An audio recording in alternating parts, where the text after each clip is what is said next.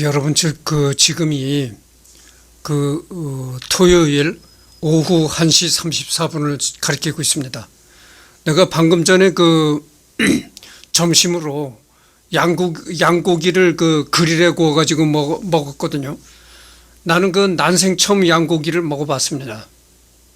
근데 난생 처음 양고기를 먹어봤는데 소감을 내가 얘기를 하겠습니다. 노린내가 나요, 이 양고기. 나는 음식을 어느 음식이든지 잘 먹습니다. 그런 스타일이에요. 내가 왜 체격은 이렇게 호리호리하고 그래도 절대 음식을 타박하거나 나무라지 않습니다. 웬만한 음식은 내가 다 먹습니다. 근데 이 양고기를 구워보니까 노린내가 많이 나요. 그래서 나같이 이 음식을 타박하지 않는 사람은 그런 대로 먹는데, 음식을 까탈스럽게 좀 구는 사람은 아주 양고기를 안 먹으라고 생각합니다. 근데 내가 전번에 말고기도 얘기를 했잖아요. 말고기도 내가 난생 처음 먹어본다고 그랬는데, 말고기는 그렇지 않아요. 말고기는 이 잡내가 없더라고. 잡내가 없고 100% 이 살코기고 지방이 없어요. 그래서 느끼한 감도 없고 그래서 좋은데, 한 가지 단점이 질기다 그럽니다. 그래서 내가 이렇게 고기를 여러 가지 고기를 먹어보니까 결국 이 돼지고기나 소고기가 좋다. 여러분들 돼지고기 삼겹살을 구워 보십시오. 얼마나 냄새가 구수한가. 정말 입맛이 다 다셔질 정도고, 또 소고기는 또 얼마나 좋습니까? 그러니까 소고기나 돼지고기가 한국 사람들이 많이 먹게 된 이유가 바로 그런 이유에 있지 않는가 생각을 해요. 말고기는 잡내가 없는 대신에 굉장히 고기가 질기고, 양고기는 또 노린내가 난다 이 말이죠. 근데 이 돼지고기나 소고기는 절대 그렇지 않다 그죠. 그러니까 한국 사람이 사랑하게 된 원인이 그런 원인 때문이 아닌가 생각해요. 그러니까 맛과 이게 다 괜찮은 돼지고기나 소고기를 한국 사람이 사랑하게 됐다, 그렇게 생각합니다. 그래서 전번째 내가 또 여러분들한테 사과드릴 게 뭐냐면은, 바로 전번 시간에 내가 이 진시황 얘기를 하면서 진시황 묘라고 얘기를 했어야 되는데 시진핑 묘라고 또 얘기를 했습니다. 그렇게 내가 말 실수를 자꾸 해요. 그러니까 여러분들, 내가 말 실수를 한다고 해도 이해하시기 바랍니다.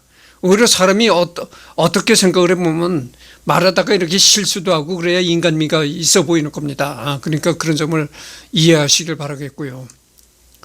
그래서 내가 처음에는 진시황의 나무 위키를 리딩하다가 그 다음에 병마용경으로 옮겨갔거든요. 그래서 이제 병마용경에 관한 얘기는 다 했고, 그래서 첫 번째 하다가 중단한 부분은 들어왔는데, 여부리가 진시황의 어머니 조태후하고 이제 여러 가지 생각을 벌이다가 가만히 생각을 해보니까 이게 안 되겠거든. 우리 속담에도 그런 속담 있잖아요. 낱말은 새가 듣고 반말은 쥐가 듣는다고. 세상에 비밀이 없는 겁니다. 이 진시황이 나이가 어렸을 때 왕이 돼가지고 자기가 이제 여볼위가 대신 진시황 대신 섭정을 대신 통치를 해주고 있는데, 이 진시황이 성장을 해서 나이가 들면 그때서부터 본격적으로 왕의 권한을 휘두르게 돼 있단 말이죠.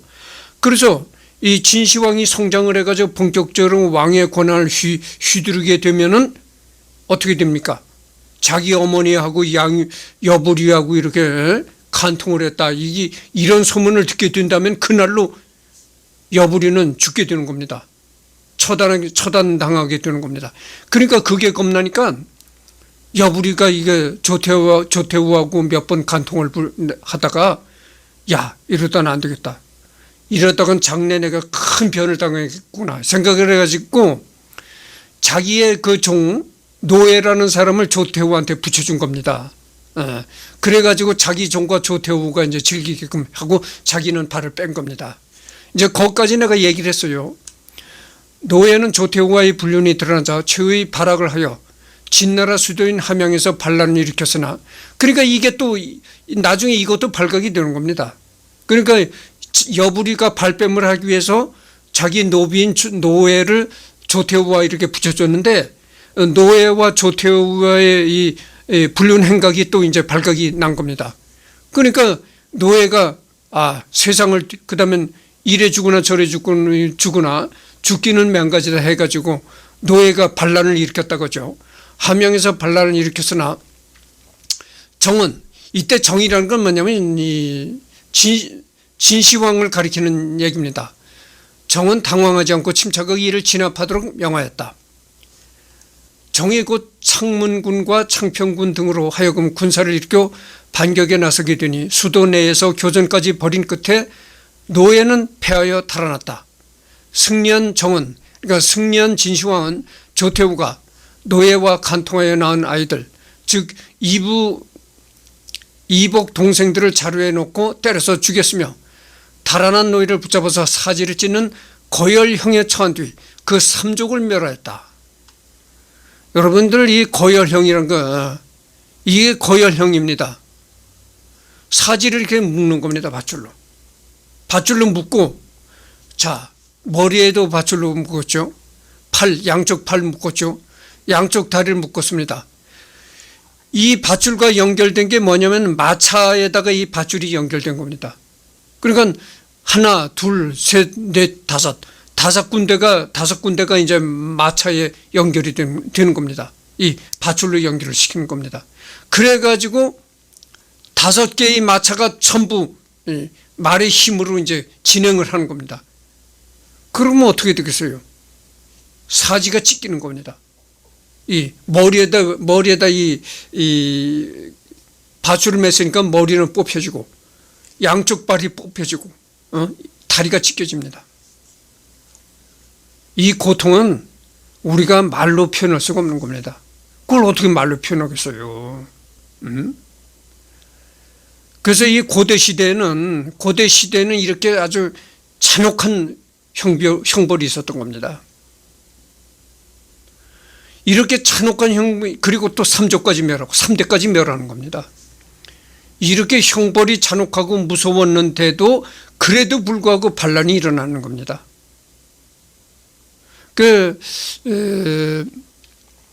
여러분들 지금은 지금 대한민국은 어떻습니까? 사람을 죽여도요, 아주 극한 사형이 아니면은 아주 진짜 악독한 사형 그런 거나 한 10년을 때리지, 10년, 20년을 때리죠. 10년도 잘 안 때립니다. 사람 하나 죽여도 지금 한 7년 정도 복역하고 나면 끝나요. 그러면 7년이 정말 고통을 주는 세월이냐? 물론 깜빵에 들어가면 깜빵장한테도 뭐 괴로움을 받고 그런 건 있겠죠. 그러나 직접적으로 국가가 괴로움을 주는 건 없는 겁니다. 깜빵에 거쳐서 매일 삼시세끼 따끈한 밥 주고, 운동하는 시간 또 따로 내주고, 그야말로 편하게 살다가 나온 거예요. 7년 동안. 그래서 내가 전번에도 얘기했지만 옥살이 하는 건 무섭지 않은데 이 꼬리표가 붙는 게 무섭다, 그런 거예요. 이 꼬리표가 평생을 가는 겁니다. 어디 가면 저게 사람을 죽였대 수근수근 하는 겁니다. 그게 정말 무서운 겁니다. 이 한번 그렇게 사람을 죽였던 꼬리표가 붙으면요, 이거는 완전히 사회에서 거의 생매장 당하는 거예요.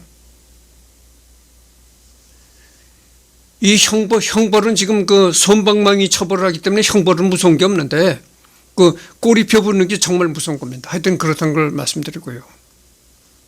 그래서 이렇게 사지를 찢어 죽이는 그런 형벌을 받았다는 겁니다. 이 노예라는 그런 사람이. 이후 자신의 어머니인 조태후를 싫어하게 되어 그녀를 유폐하였다. 그래서 이 진시황이 자기를 낳은 그 어머니가 이렇게 그 노예하고 간통을 벌였다, 이 사실을 알게 된 진시황은 자기 어머니를 귀양을 보냈다는 겁니다. 그리고 이 노예는 붙잡아다가 사지를 찢는 그런 형벌을 줬다, 이런 얘기예요. 하지만 신하들이 간청으로 조태후를 다시 함양의 왕궁으로 불러와 모셨다. 그 처음에는 자기 어머니를 그 귀양을 보냈는데 밑에 신하들이 자꾸 이 건의를 하는 겁니다. 아니 그래도 어머니인데 그렇게 귀양까지 보낼 수가 있느냐. 그래가지고 자꾸 신하들이 졸라대니까 이 진시황이 도로 자기 어머니를 불러들여서 어머니를 모셨다. 이런 얘기입니다.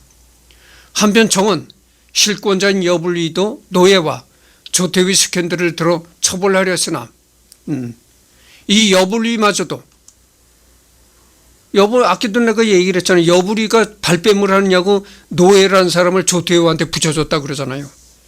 그래서 이제 그 진시황이 여불위까지 처벌하려고 했었는데 여불위를 따르는 신하들과 식객들이 많았기 때문에 벼슬을 빼앗고 낙양으로 유배 보내는 정도로 그쳤다.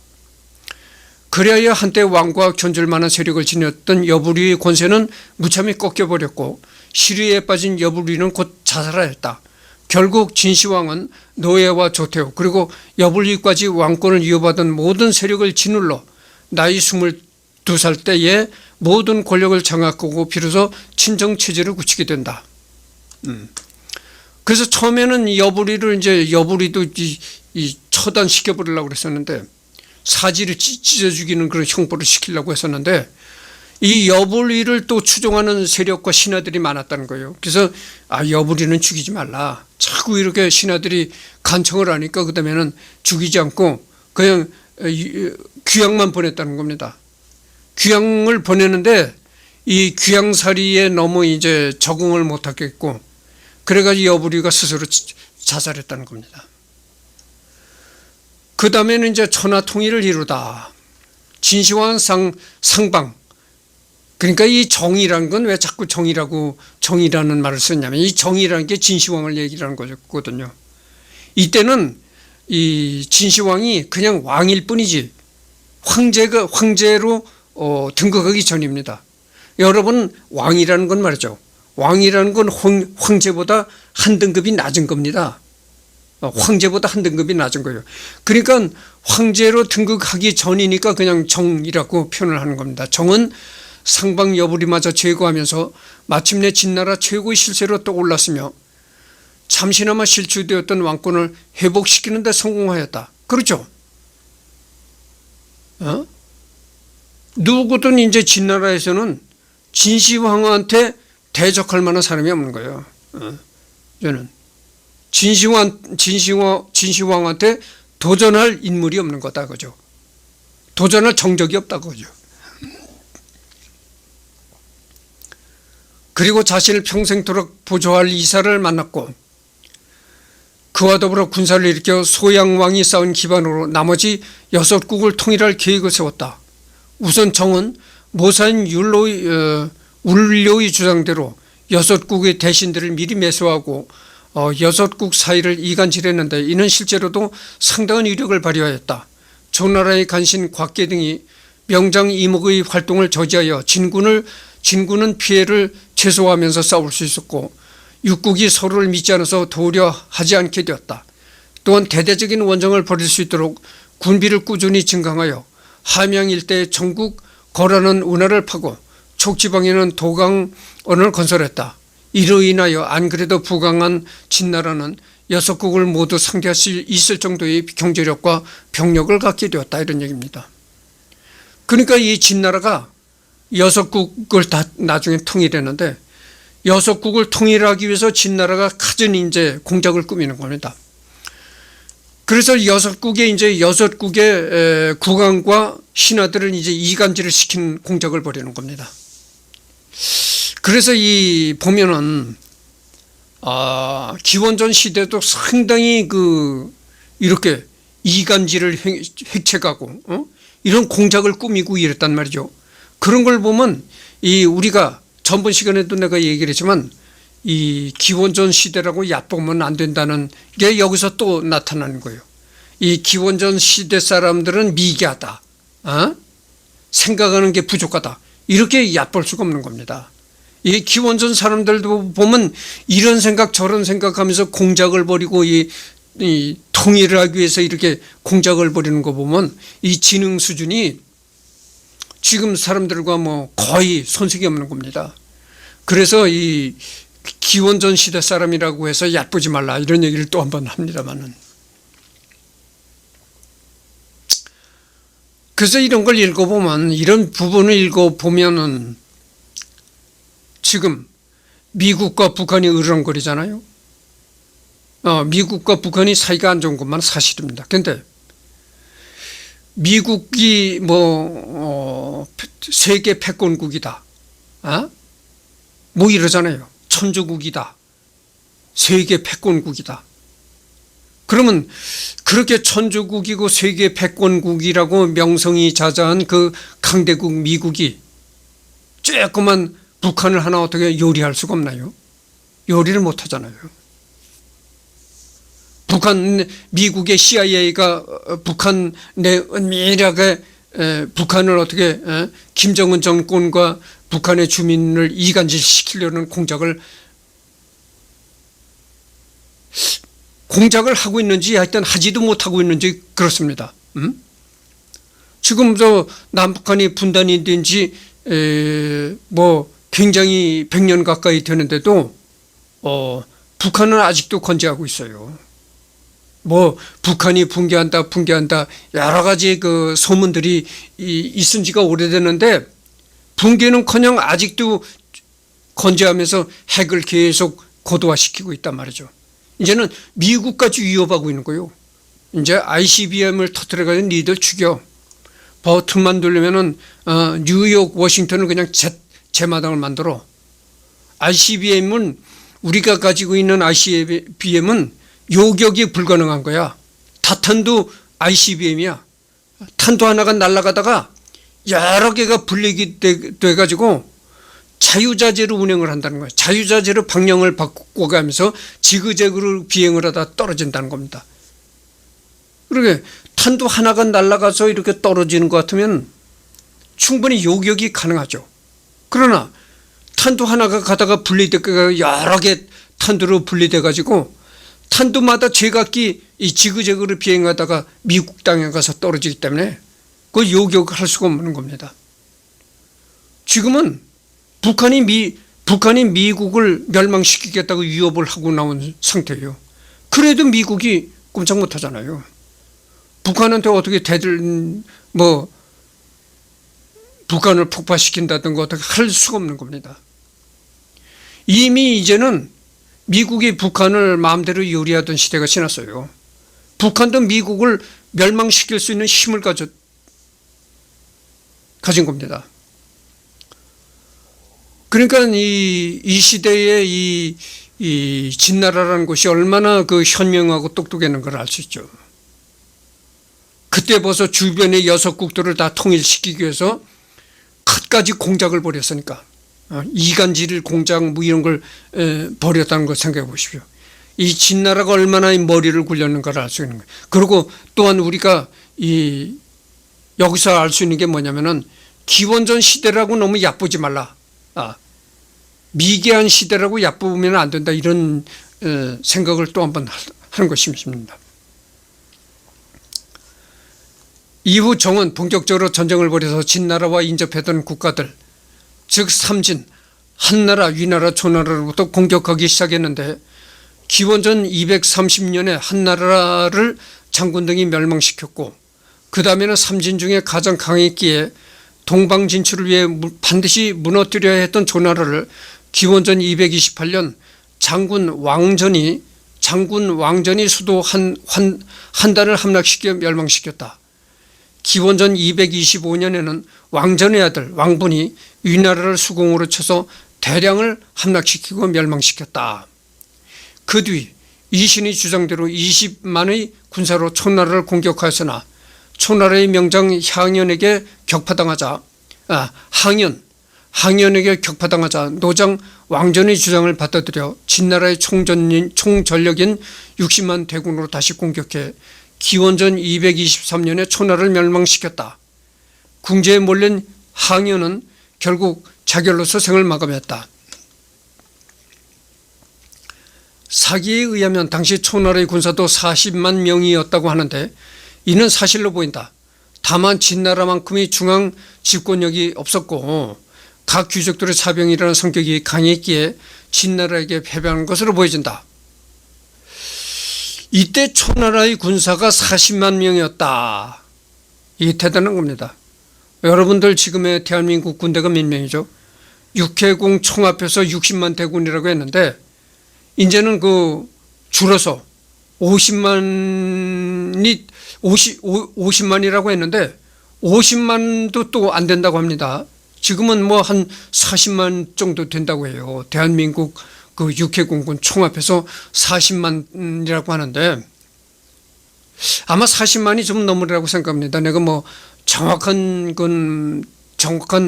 그 데이터는 내가 검색을 안 해봤습니다만, 그러니까 이게 기원전 시대의 40만의 군대라는 건 이거 대단한 거죠. 얼마나 대단합니까? 근데도 이 진나라한테 패했다고 겁니다. 한편 정의 조나라 볼모 시절 친구였고 진나라의 볼모였다가 탈출한 연나라 태자단은 진나라의 이런 정복 활동을 우려해서 형가를 보내어 정의 암살을 시도했다 실패했고, 그러니까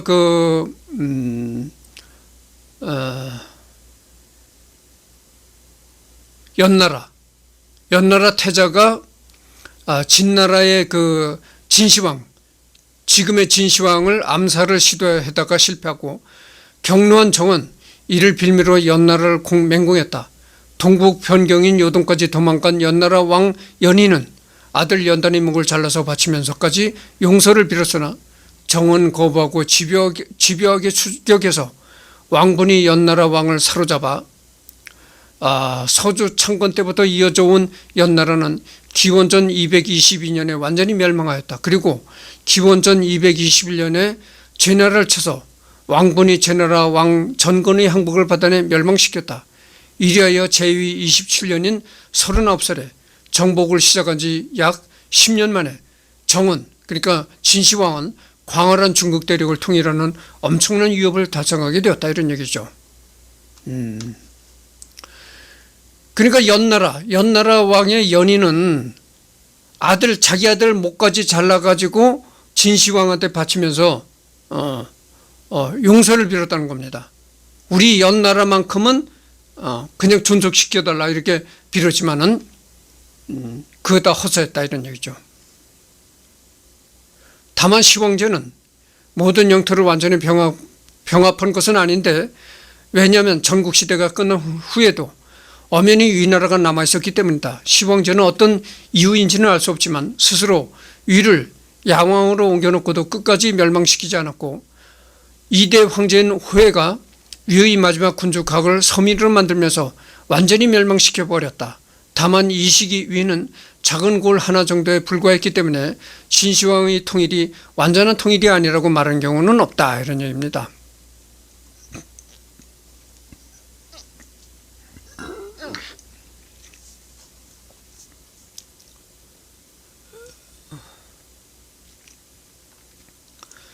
제국의 통치 천하통일 이후 정은 기존의 전국 시절 군주의 호칭인 진왕을 대체할 호칭을 찾았다. 이 신하들은 태왕이라는 호칭을 주장했으나 시황제는 그 주장을 물리고 태왕에서 황만을 남기고 신을 뜻하던 상고의 호칭 제를 붙여 황제라는 칭호를 만들었다. 그리고 자신이 진나라의 첫 황제, 즉 진시 황제가 되었다, 이 말이죠. 그래서 그 전까지만 해도 뭐 정원이라고 했잖아요. 정원. 이렇게 불리고 했었는데 이제는 정식으로 왕보다 한 단계 더 강력하다 할지는 황제로 등극을 한 겁니다. 그래가지고 이제 진시 황제가 되었다, 이 말이죠. 황제의 칭호를 도입하면서 천자의 명령을 교가 아니라 조로 바꾸고 천자의 자칭을 종전의 고나, 과인 대신 짐으로 바뀌었다. 이전까지 짐은 고대 중국어의 1인칭 대명사 중 하나였는데 시황제가 짐을 천자의 전유물로 바꾼 것이다. 이때 시황제가 확립한 조와 짐의 용법은 후대 왕조에도 고스란히 이어졌다. 자신을 자신을 이제 짐이라고 부른 겁니다. 짐은 어떻게 이렇게 불렀다는 것이죠. 그러니까 자신을 부르는 이 호칭부터가 이제 호칭부터 바꿨다 이거죠. 또 시황제는 황제의 칭호를 도입하면서 천자에게 시호를 올리는 것을 금지했다. 시황제가 천자의 시호를 올리는 것을 금지한 이유는 시호라는 게 군주가 사망한 후에 후대 왕이나 신하들이 생전의 공고와 과를 평가하여 정하는 것이라서 천자에게 시호를 올릴 경우 감히 아들이 아버지에 대해 논하고 감히 신하가 군주에 대해 논하게 된다는 것이었다. 시황제는 이것이 굉장히 무엄하다고 생각해서 폐지했던 것이다. 그래서 진나라의 황제는 다른 왕조와 달리 시황제, 이세 황제 이런 식으로 불리는 것이다. 하지만 천자에게 시호를 올리는 관습은 시황제의 아들 이후 두 번째 통일 왕조인 한나라 때에 바로 부활했다 이런 얘기입니다.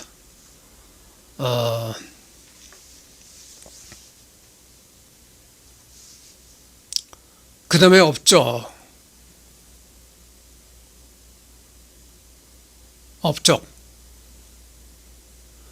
마침내 황제의 자리에 오른 시황제는 본격적인 제국 통치 사업에 몰두하면서 갖가지 개혁 정책을 내놓았다. 전체적으로 춘추 전국 시대의 여러 나라로 나뉘어 있던 정체성과 체계를 하나로 통합하는 데 목적을 두었다. 우선적으로 군현제를 실시했는데 이전에 주왕조가 중국 대륙을 통치했을 때 사용한 봉건제도와는 그 근본이 달랐다. 기존에 실시되던 봉건제도는 국가의 수장인 왕이 중앙을 통치하되 그 외의 부분은 쪼개서 동성인 희성 왕족이나 이성 공신들을 제후로 임명하여 다스리게 하는 형식으로서 중앙 권력에 비해 지방 정권이 더욱 비대해질 수 있는 구조를 띠고 있었다.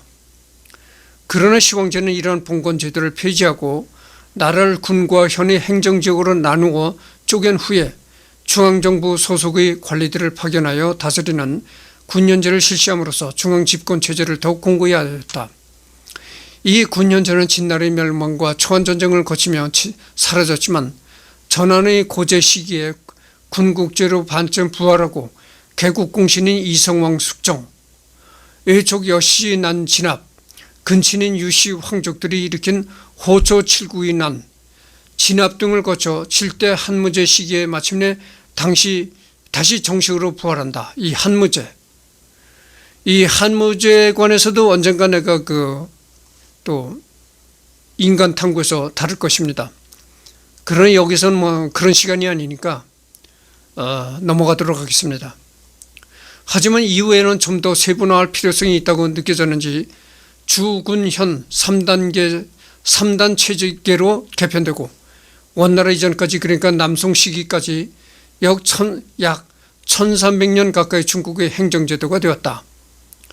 이러한 중앙집권체제 강화를 위해서 진나라의 통치 이념이 되었던 법과 사상을 중국 전역의 통치 이념으로 내세우는 등 사상개혁도 시도하였다. 이때에 서적에 대한 탄압을 실시하여 진나라의 역사책과 법령집 외에 농사, 천문, 점술, 의학 등 실용지식에 관련된 서적들을 제외한 대부분의 경서들을 없앨 것을 명령하였다. 이 과정에서 유학자들과의 충돌이 일어났고 이로 말미암아 분서갱유와 같은 참혹한 사건이 발생하기도 하였다. 분서갱유입니다.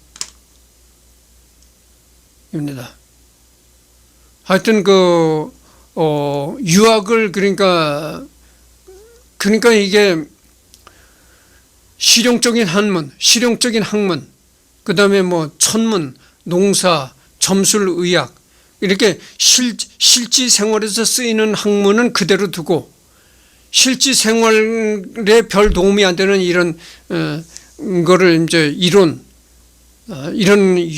유학 이런 거를 다 그런 책들을 다 불태우고 유학자들을 이제 처단했다는 것이죠. 그게 이제 분서갱유입니다. 게다가 이러한 사상개혁은 부작용이 컸는데 법가에 지나치게 엄격한 법률이 중국 전역의 통치에 쓰이게 되자 혹법에다가 지역적으로 맞지 않는 법률과 형벌에 익숙하지 못했던 6국의 백성들이 엄청난 고통을 겪어야 했기 때문이었다. 결국 이는 진나라에 대한 증오로 이어져 진시황 사후 각지에서 반진반란이 들불처럼 일어나게 되었다, 이런 얘기입니다. 그러니까 진시황이 죽은 후에 각 지역에서 반란이 들불처럼 일어났다. 내가 전번에 그 얘기를 했잖아요.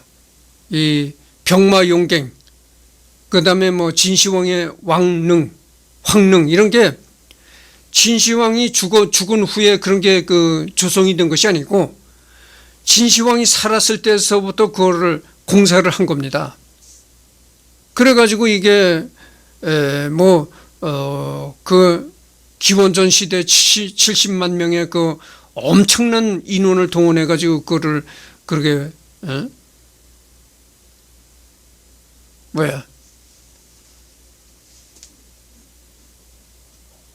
그 갱도 그 인형, 흙으로 만든 인형도 만들고 그랬었잖아요. 그래가지고 진시황이 죽은 지 3년 만에 이 진나라가 멸망했습니다. 그 보세요. 그러니까 그렇게 그 무리를 해가지고 병마용갱도 만들었고, 그 당시 엄청난 인원을 동원해가지고 그 뭐 그런 걸 만들었으니까 얼마나 경제적으로 타격이 심했겠어요. 그러니까 우리나라 조선시대에도 그 경복궁을 그 짓고서는 그 휘청거렸다고 하잖아요. 그 당시 조선의 경제가 휘청거렸다고 하잖아요. 무리하게 무리를 해서 지었기 때문에 그런 거예요. 이 진나라도 그랬던 것이죠. 그 외에도 옛 여섯국의 정체성을 지우고 통일된 중국을 만들기 위해 여러 정책을 펼쳤다. 옛 여섯국이 각자 만들었던 장성과 요새를 부수라고 명령했으며 하천의 지방을 터서 험준한 지형들을 평평하게 만들어 만에 하나 반란이 일어나더라도 방어하기 어렵게 했다. 전국 시대를 거치며 쌓여있던 무기를 녹여 없애게 했고 수도 함양으로 전국의 부호와 유력자를 이주시키는 등 지방 약화를 추구했다, 이겁니다. 중국 통일이 이루어진 이후에도 각지 나라마다 화폐와 서체가 달라 서로 간에 교류하는데 효율성이 떨어진다고 여겨졌는지 천하의 화폐를 반량전으로 서체를 소전체로 통일시키는 정책을 실시하였다. 이후로 물건의 치수나 길이를 재는 도량형과 수레바퀴 폭등도 하나로 통일되도록 하였다. 이는 모두가 통일된 광대한 중국 전역의 통치를 원활히 하고 그 효율성을 높이기 위함이었다. 특히 서체의 통일은 단순히 교류의 목적이 아니라 문서 기반의 중앙집권적 행정체계의 핵심이었다. 모든 보고를 오직 문서로만 하도록 하고 황제의 명령이 관료제의 피라미드를 따라 전국에 전달되도록 하는데 공문서의 서체 통일은 필수적이었다.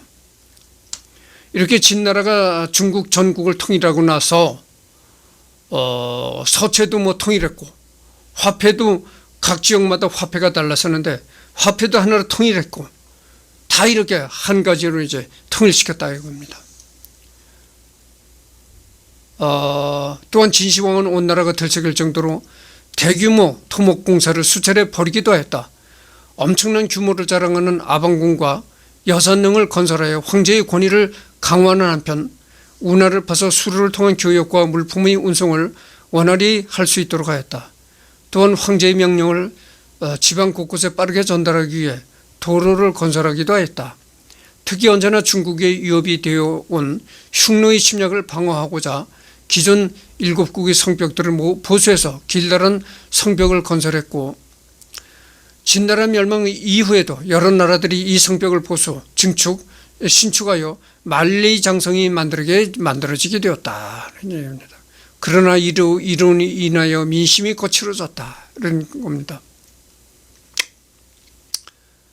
그래서 이제 진시황은 대규모 이제 토목공사를 벌였다는 것이죠. 그래가지고 지금의 그 만리장성, 그러니까 진나라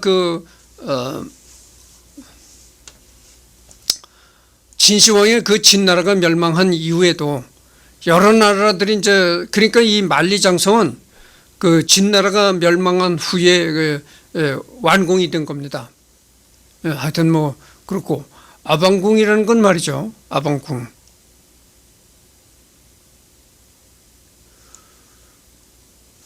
기원전 200년대에 중국 최초의 황제인 진시황이 이 중국을 통일한 후 짓기 시작했다고 전해지는 전설적인 궁궐. 우리가 그렇잖아요. 뭐 호화로운 집을 볼 때 뭐 아방궁이다, 아방궁 같다, 뭐 이런 얘기를 많이 하거든요. 그 아방궁을이란 단어가 여기 나오는 겁니다. 그래서 이제 진시황이 말년, 지금 그 녹화를 시작한 지가 35분을 지금 경과했습니다.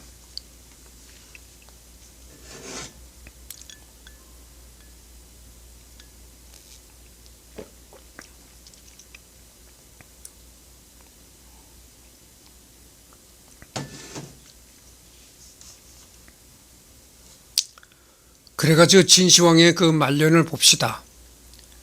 이런 급진적이고 과격한 개혁들은 어느 정도 성과를 거두기도 하였으나 너무나도 갑작스럽고 또 폭압적으로 이루어진 바람에 부작용이 심했고 진나라 이외의 옛 여섯국 출신 백성들의 불만이 대단했다. 우선 진나라의 통치 이념이었던 법과 사상의 가혹하고 무거운 통치는 원래 진나라였던 지역 외에 나머지 정복당한 여섯국의 백성들에게는 지옥이 따로 없었고 이런 까다로운 법률과 가혹한 형벌 때문에 민심은 피폐해져 갔다. 당시 진나라의 신분제는 20등작이었는데 전장에서는 수급 하나하나마다 한 계급씩 올려줬고 죄인은 계급에 따라 감형이나 형벌을 계급 강등으로 교환할 수 있었다. 진나라의 백성들이야 지난 정복전쟁에서 획득하였던 군공과 계급이 있었지만 정복당한 여섯국의 백성들은 진나라를 위해서는 공을 세운 바가 없었기에 당연히 자기가 상대적으로 낮을 수밖에 없었다. 결과적으로 보면 여섯국의 백성들은 안 그래도 가혹한 제도와 형벌의 피지배민으로 그대로 노출되면서 차별받게 되었다. 그러니까 이제 기존의 여섯국들의 백성들의 불만이 대단했다고 합니다. 그러니까 그 통일되기 이전에 그 기존에 그 있었던 여섯국의 백성들이 그 많은 불만을 갖고 있었다 이겁니다. 뿐만 아니라 진시황릉 건설, 흉노 정벌, 만리장성 건설 등등의 수십만 명의 인력을 동원해 국력을 낭비하기 시작하였다. 이러한 과정에서 잦은 인력 동원과 과도한 세금 징수로 진승, 오광이나 유방의 경우처럼 민중의 엄청난 반발을 샀고 이러한 점들이 진나라 멸망의 원인이 되는 농민 반란의 씨앗이 되었다.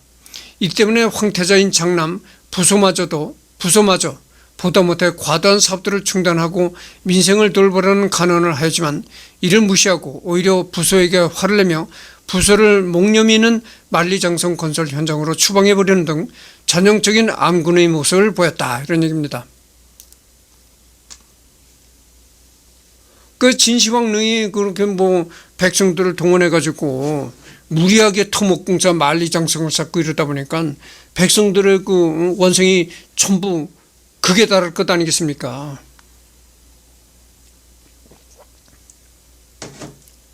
그 한 나라를 통치하는 군주는 백성들이 편안하게 살고 이렇게 보듬어주고 보살피고 이래야 되는데 이때 진시황이라는 건 이제 지금의 말하면 북쪽의 뚱뚱이 김정은처럼 뭐 이 만리장성이다 무슨 거다 해가지고 수십만의 이 백성을 동원해가지고 뭐 쓸데없는 그런 토목공사나 벌이고 그러니까 이 백성들은 점점 먹고 살기 힘들어지는 겁니다.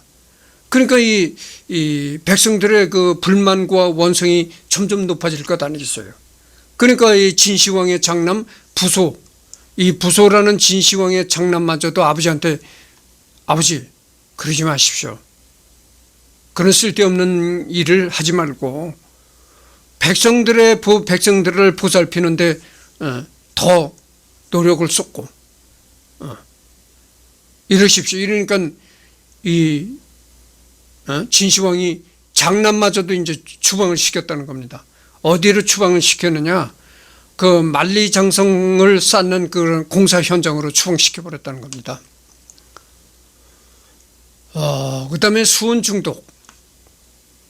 대중적으로 널리 알려져 있는 진시황의 말년의 기행과 복종, 폭군 암군의 행태는 그가 중장년으로부터 꾸준히 복용했던 것으로 알려진 수은 중독에서 비롯됐을 가능성이 크다는 주장이다. 이 말년에 이 진시황이 기행 폭종, 그다음에 암군이라는 건 암울한 정책을 썼다는 것이요. 도저히 이해될 수 없는 퇴보적인 정책을 거듭하고 이랬던 게 수은 중독이 있었지 않았겠는가, 이런 생각을 한다는 겁니다. 진시황이 수은에 중독될 가능성이 많았다, 이런 얘기입니다. 수은에 장기간 노출될 시 우울증, 의욕상실, 비정상적 졸음 등 정신적인 장애를 동반하며 심할 경우 환각, 정신착란, 기억상실로 지능이 극도로 떨어진다. 즉 뇌가 망가진다는 것입니다.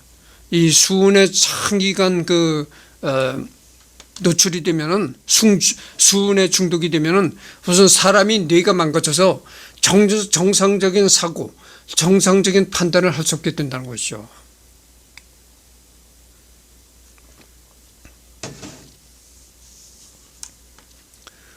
따라서 의욕적인 개혁군주, 유능한 정복군주의 모습을 보이던 그의 전반의 치세와는 달리, 그래서 이 진시황이, 잠깐만요.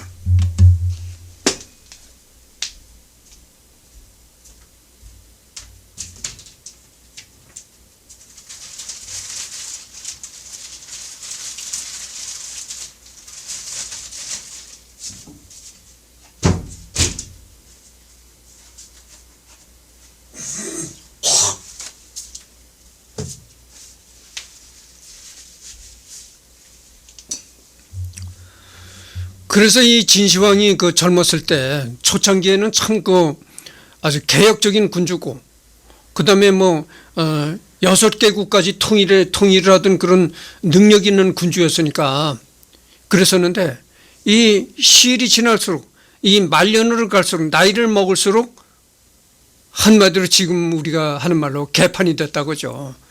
그래서 왜 이렇게 젊었을 때 개혁군주, 이렇게 유능한 군주였던 진시황이 이렇게 엉망진창이 되어버렸냐, 바로 이 수은 중독이 되지 않았겠는가, 이렇게 생각을 한다는 거죠.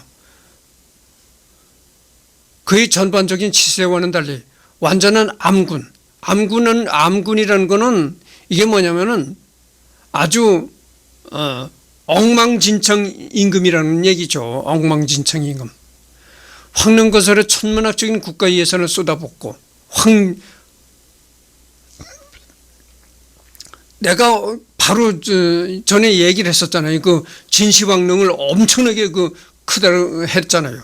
그렇게 어마어마한 황릉을 또 건설하는데 엄청난 국가 돈을 써버렸고, 불로초를 찾아다니느라 국고를 탕진했다. 불로초를 이 신하들한테 명령을 해가지고, 야 너희들 내가 죽지 않고 영생을 해두겠으니까 전국적으로 불로초가 있는지 돌아다녀 봐라, 이렇게 지시를 해가지고 이 전국적으로 중국 전역을 다니면서 불로초를 찾아다니는데도 어마어마하게 이제 국가 돈을 탕진했다 이겁니다. 그리고 그것뿐만이 아니고 각종 미신에 빠져 돈과 시간을 탕진하는 치세의 후반부는 그가 이미 중증 수은 중독에 걸려 뇌가 완전히 망가진 이후에 벌인 기행으로 보는 추세가 강하다.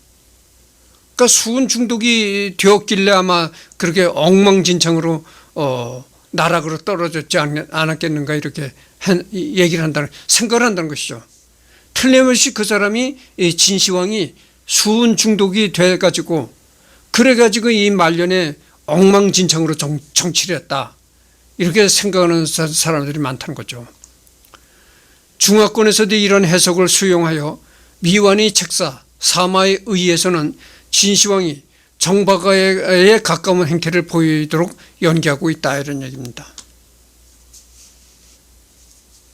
그리고 이 진시황이 또 미신에 그렇게 집착했다는 겁니다. 진이는 물에 들어가도 젖지 않으며 불에 들어가도 타지 않습니다. 구름을 타고 다니며 천지와 더불어 영원히 존재합니다. 지금 주상께서 천하를 다스리지만 욕심 없는 경제는 이루지 못하셨습니다. 바라옵건대 주상께서 머무시는 궁을 다른 사람이 알지 못하게 하십시오. 그러면 불사약을 구할 수 있을 것이옵니다. 그러니까 물에 들어가지도 젖지 않고, 물에 들어가도 젖지 않고, 불에 들어가도 타지 않는다는 겁니다. 그리고 구름을 타고 돌아다니면서 천지와 더불어서 영원히 영생불사한다는 겁니다. 그러니까 지금 주상께서, 주상이라는 건 진시황을 가리키는 얘기죠. 지금 진시황께서는 욕심 없는 경제에 이르지 못하셨습니다.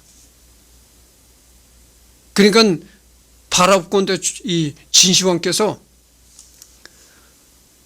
영원히 머무시는 궁을 다른 사람이 알지 못하게 건설하십시오. 그러면 불사역을 구할 수 있을 것이옵니다.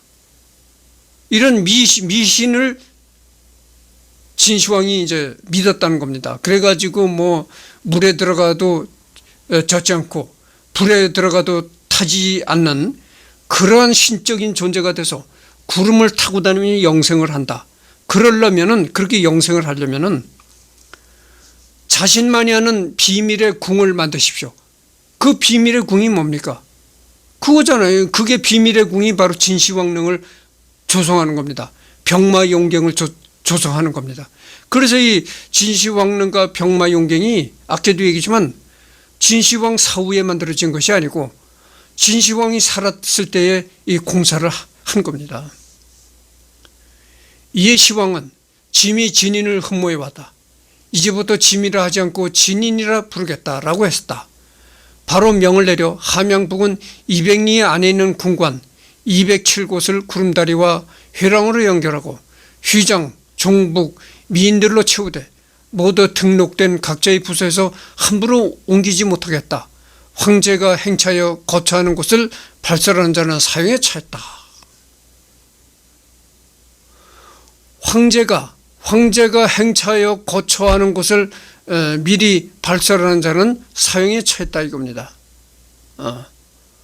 함양북은 200리 안에 있는 궁관 207곳을, 이게 참 대단한 겁니다.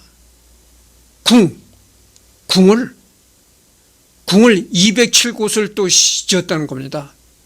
27군데의 궁을 만들고 그 궁과 궁 사이는 이제 다리로, 구름다리로 연결했다는 겁니다.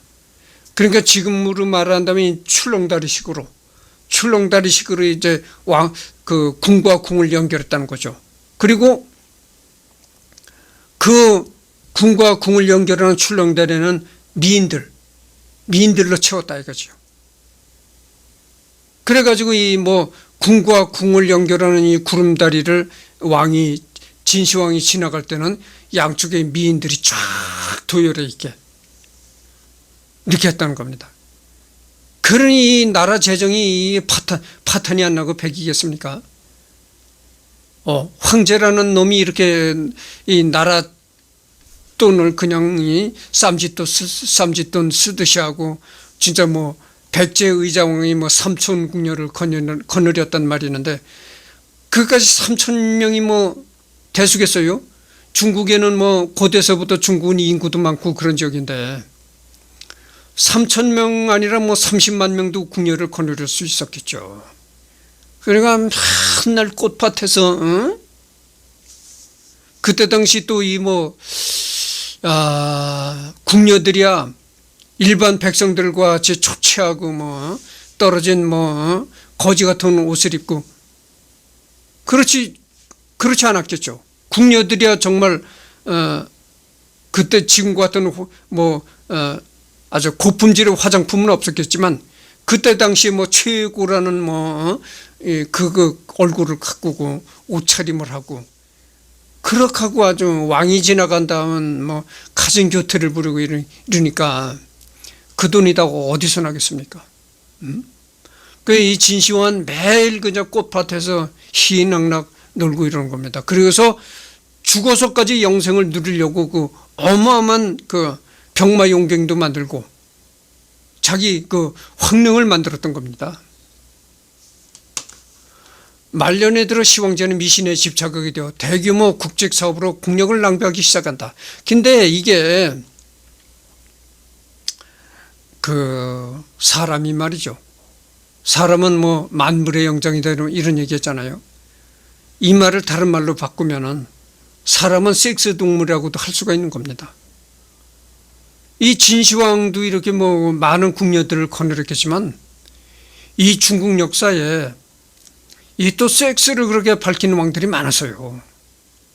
이 청나라 말에 이 서태후라는 사람이 있었거든. 이 서태후라는 그 여자 황제가 있었어요. 이 서태후가 그러니까 여자니까 서태후가 밤마다 이렇게 남자들을 끌었다 자기 침실로 불러들였다는 거 아닙니까? 서태후가 그 밤마다 남자를 자기 침실로 끌어들여 가지고 신탕한 섹스를 벌였다 이겁니다. 그래서 나중에 언젠가 내가 그 서태후에 관해서도 인간 탐구를 할 겁니다. 그러니까 내가 여기서는 서태후에 관해서 더 자세한 얘기를 하지 않을 겁니다. 언제든지 서태후도 할 겁니다. 그래서 이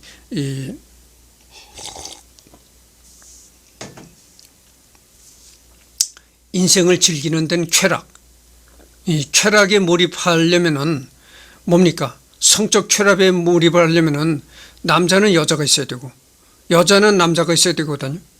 다른 성이 있어야 되는데 그래서 이 성은 어떻게 해서 성을 얻을 수가 있느냐? 돈과 권력입니다. 첫째, 많은 성과 진탕하게 놀아나려면은 돈과 권력 없으면 안 되는 거예요. 내가 한평생 독신했잖아요. 왜 독신입니까? 키가 작아 독신입니까? 직업이 좋지 않아 독신입니까? 그거는 근본적인 이유가 안 되는 거예요. 근본적인 이유는 뭐냐? 돈과 권력이 없기 때문에 혼자 사는 겁니다. 여러분들 절간에 가보시오. 절간에 스님들이 돈과 권력이 있습니까? 산에서 그냥 남의 앞에 툭 관세음보살 바라마핫 밀다신경 이런 거나 외우고 멋대가리 없는 그 두루마기 회색 두루마기나 거치고 그렇게 해서 이제 살다가 장작불에 타 죽는 거죠. 왜 그럽니까? 돈과 권력이 없으니까 그런 거예요.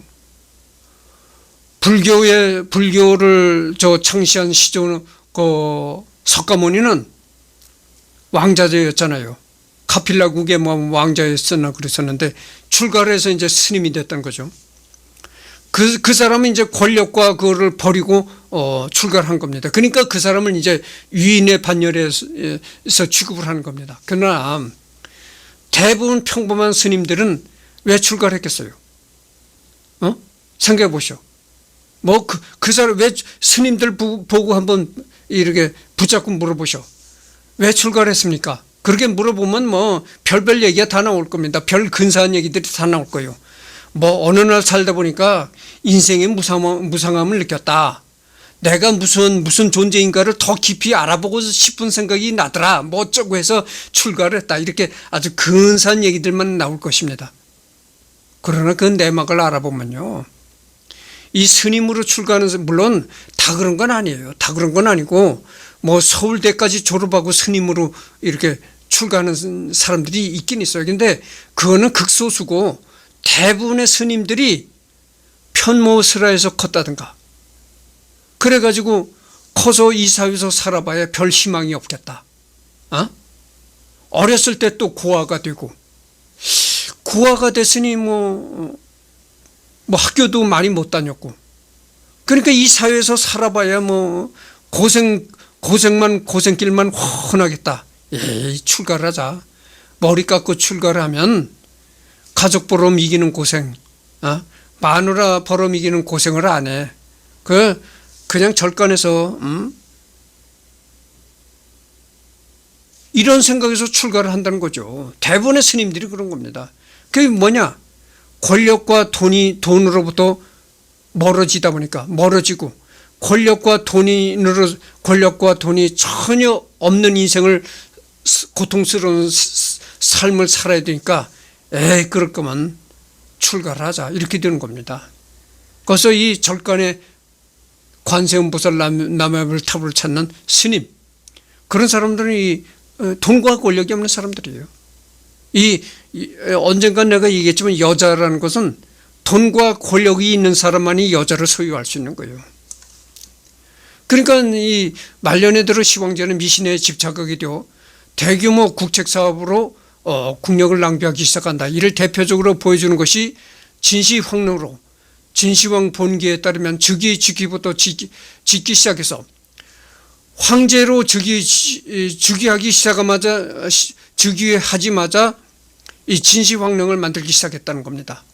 통일 이후에는 70만 명을 동원해서 수십 년간 나라에서는 조금 더 도움이 안 되는 초대형 무덤을 만들었고 결국 죽을 때까지 완성하지 못했다. 그 외에도 진나라는 호 때문에 망한다는 망진자 호야라는 점쟁이 점괘를 믿고 수십만 명을 동원해서 흉노를 정벌하고 만리장성을 쌓아 국력을 낭비하고 불로불사에 집착해서 사기꾼들에 속아서 잡초를 사들이거나 고가인 경면조사와 수은을 사는 등 국고를 낭비하고 최후에는 홍의동자 꿈을 꾸고 꿈속의 홍의동자가 자신이 나라를 빼앗을 거라는 해몽을 믿고 순행길에 올랐다가 병사하는 등 미신에 푹 빠져버렸다. 그러니까 사기꾼들에 속아가지고 불로초가 있나 해서 그렇게 불로초를 찾았다는 겁니다. 그러니까 여기에서도 사기꾼들이 많이 생기는 거죠. 그러니까 이 사기꾼들이 이 어디에 산에서 자라는 야생초 같은 걸 캐다가 황제님 이게 불로초입니다. 이것만 잡수시면 만수무강을 합니다. 영생불사합니다. 그런데 이 약초는 너무나 귀한 약초라서 한 뿌리에 1,000만 원가량 주셔야 되겠습니다. 아니면 1억가량 주셔야 되겠습니다. 이렇게 얘기를 하면 그래? 자네가 참 기특하구만. 그러면 내가 이 불로초를 먹고 내가 영생을 하겠다. 이래가지고 여봐라. 저 사람에게 1억을 하사해라. 이런 식으로 나온다는 얘기죠. 그러니까 나라 경제가 파탄에 빠지는 거죠. 사기꾼들에 속아서 잡초를 사들이고 시황제의 미신에 대한 집착의 절정을 보이는 것이 불로초다. 점차 나이가 들어가던 시황제는 죽음을 두려워한 나머지 불로불사에 집착하기 시작했는데 영생에 집착했다 이거죠. 이 때문에 갖은 사기를 당하며 재정을 낭비했다. 특히 서복이라는 사기꾼이 동해바다에 살고 있는 신선에게 불로초를 구해 오겠다며 뻔히 보이는 사기를 쳤는데도 시황제는 그대로 속아 넘어가 서복에게 엄청난 양의 재물과 동남 동료들을 딸려보내 주었던 일화는 무척 유명하다. 제주도의 서귀포시 이름도 시황제의 불로초를 찾아온 서부리 전설에서 나온 지명. 이외에도 수많은 사기꾼들이 돈을 노리고 불로불사의 약을 구해오겠다면서 시황제에게 돈을 뜯어 달아나는 일이 비일비재하게 발생했지만 그때마다 시황제는 늘 속아 넘어갔다. 그때마다 그렇게 사기꾼들이 사기를 쳐먹는데도 시황제는 그때마다 늘 속아 넘어갔다는 겁니다. 그러니까 이 진시황이 얼마나 영생에 집착했는가를 알 수 있는 거예요. 아직 영원히 죽지 않고 영원히 살 수 있다면은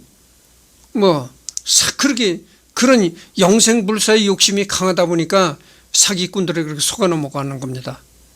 야산에 가서 이 잡초를 캐다가 이게 불로초입니다 하고 이 불로초인데 이거는 굉장히 진짜 약초가 탁월하고 아주 희귀한 약초라서 1억은 주셔야 합니다. 1억을 주고 말이 이런 식으로 돼버렸다 그죠. 진시황은 암살의 위험을 두려워해 환관 조고가 없이는 누구도 자신을 만날 수 없게 했고 그 탓에 조고의 권력은 비대해졌으며 진시황의 통일에 큰 공을 세우고 법률 체계를 만든 이사마저도 조고에게 고개를 숙이고 아첨해할 정도로 조고는 진나라 권력의 핵심이 되었다. 그리고 또 한 가지는 이 진시황이 굉장히 혁명을 두려워한 겁니다. 정변. 혹시 정변이 일어나지 않나 하고 또 암살. 자기가 남한테 암살을 당하지 않나 그게 두려워해가지고 이 조고 환관 조고를 굉장히 자기를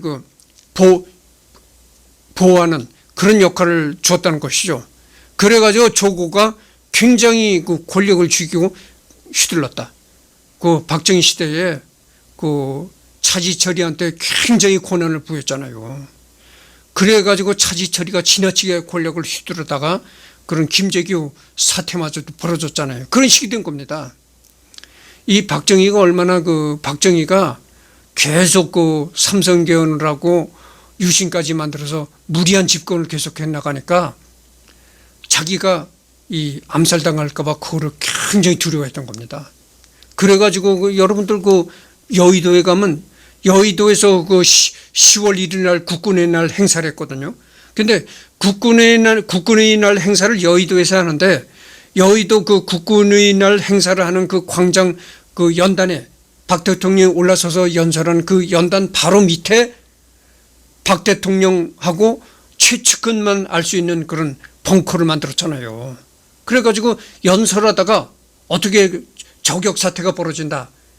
대통령을 저격하려는 군의 움직임이 생겼다 하면은 바로 연단이 푹 꺼지면서 자기가 밟고 있는 연단이 자동적으로 푹 꺼지면서 지하로 숨어 내려가는 그것도 조성했었잖아요. 그러니까 그게 뭡니까? 다 군부 쿠데타를 그렇게 두려워했던 겁니다. 군부 쿠데타가 발생되면은 즉시 연단에서 버튼 하나만 누르면 자기가 딛고 있던 연단이 갑자기 푹 꺼지면서 여의도 지하 비밀 벙커로 들어가는 겁니다. 그래서 여러분들 김영삼 대통령도 뭐 있었잖아요. 하나회가 왜 조직됐습니까? 군대 내에 또 군대를 감시하는 하나회가 있었던 거예요. 군부 쿠데타를 감시하는 겁니다. 지금은 러시아에 왜 있잖아요. 무슨 용병 군단이 바그너 그룹이라고 있잖아요. 바그너 그룹이 왜 필요합니까? 바그너 그룹이 러시아의 정규군을 감시하는 또 군대입니다. 별도의 군대입니다. 이 푸틴이가 이 군부 쿠데타를 겁내가지고 그런 걸 똑같은 거예요. 이 박정희가 무리하게 장기 집권을 이어나가니까 자기 자신이 이게 무리한 장기 집권이라는 거 자기 자신부터가 알았던 거예요. 그래가지고 스스로 그렇게 군부 쿠데타에 대비를 했던 겁니다. 하여튼 그래서 녹화를 시작한 지가 1시간 2분을 경과하고 있습니다. 그래서 이번 얘기는 이곳으로 끝을 맺고 오늘은 더 이상 녹화가 없고요. 다음 녹화는 이제 죽음과 사구 정변 여기서부터 리딩을 해나가도록 하겠습니다.